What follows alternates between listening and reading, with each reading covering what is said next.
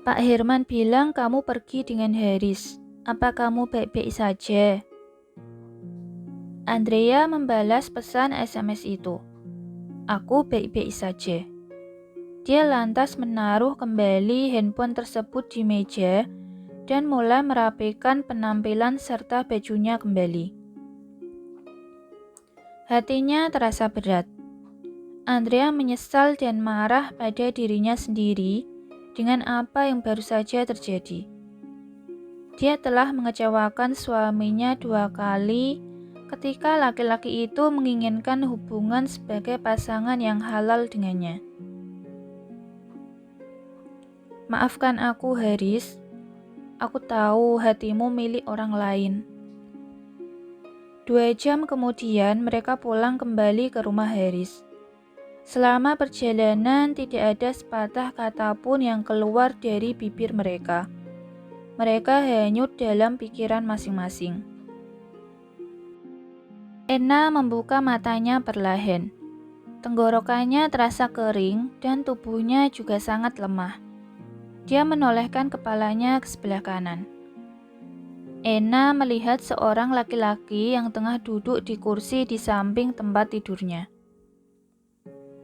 Dia lega masih bisa melihat laki-laki itu di dekatnya. Ena tersenyum dan menggerakkan jari tangannya pelan. Andre, aku haus. Ena berkata lirih. Andre yang tengah tertidur lelap segera membuka mata setelah mendengar suara seseorang yang sangat dirindukannya. Tunggu sebentar. Dia meraih gelas air putih yang ada di meja di samping tempat tidur. Setelah Ena benar-benar tersadar, Andre duduk kembali di sampingnya. Dia memandangi wajah gadis itu dengan ekspresi kompleks. Merasa ada yang tidak beres dengan pacarnya, Ena bertanya pada Andre. Katakan saja, aku siap mendengarnya. Aku telah menghapus jejak dan keberadaanmu. Kamu memerlukan identitas dan wajah yang baru agar kamu aman dari Rama.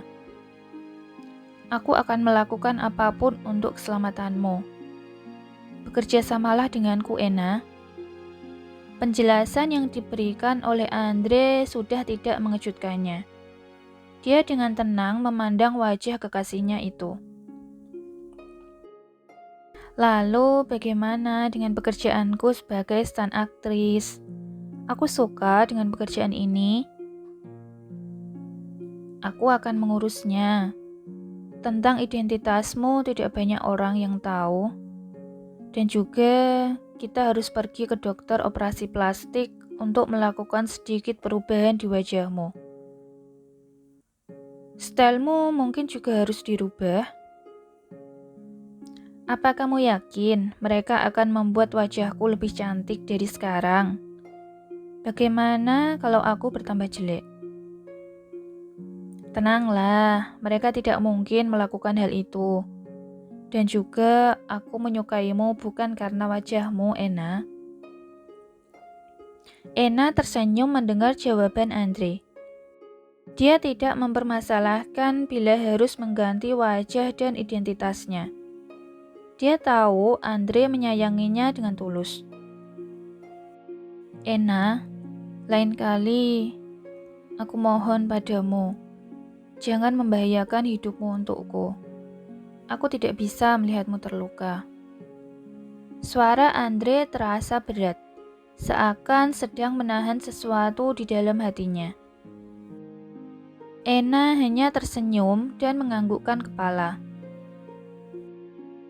Di rumah Haris, Andrea dan Haris terus diam ketika keduanya memasuki kamar. Mereka tidak ikut makan malam bersama yang lain malam ini. Haris memberi alasan dia sedang sibuk dengan bisnis barunya di Inggris. Sementara Andrea beralasan dia capek setelah kencan dengan suaminya seharian. Saat Haris berjalan pergi ke ruang kerjanya, Andrea berendam di dalam bathtub yang penuh dengan air. Dia menghidupkan musik stereo dan memejamkan matanya. Lirik musik itu membuatnya bertambah pilu.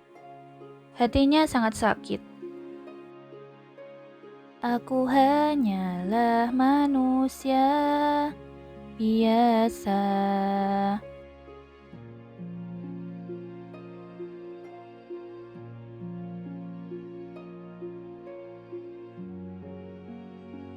Butiran air mata mulai jatuh di pipi Andrea.